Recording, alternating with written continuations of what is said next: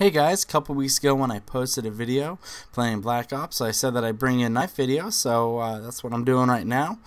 I found a mode underneath Wager Match called Sticks and Stones. I really hadn't spent much time in the Wager matches, mostly just trying to level up my guy and prestige and everything along those lines. So I just happened to go in there because people were telling me about Gun Game, and so I gave that a shot, and I saw the Sticks and Stones and figured it was right up my alley, seeing as how I love knifing people. I think it's using just ballistic knives, switches up the game and, allows you to not get so bored and burned out by just shooting everybody. So, yeah, I found this mode, which, if you guys don't know, what happens is you only have crossbows, ballistic knives, and a tomahawk.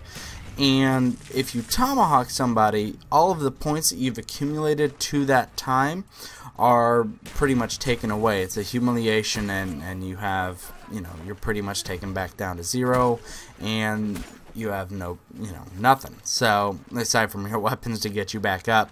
I didn't realize that until later in the game.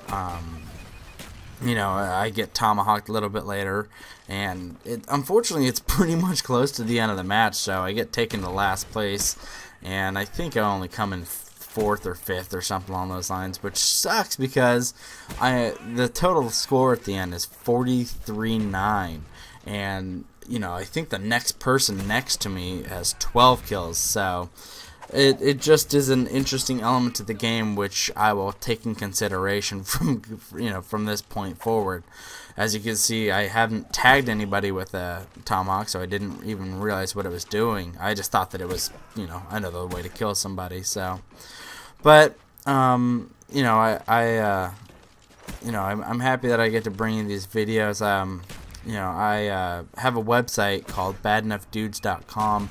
One day I realized that playing video games was fun, but I also wanted to eventually, hopefully, make a career out of it, and go to school and things like that, which I still currently am doing. But in the meantime, it would be nice to be try and carve my own path, and so I called up my friends, and we just decided to do a podcast one night, and so that was pretty much a year ago, and as you could say, the rest is sort of history so far. We just started writing reviews, giving our views on the video game, genre as a whole, or not, like as in how do we feel about, about parents playing their video games and things like that. So, some kind of creative articles, which I'm pretty proud of.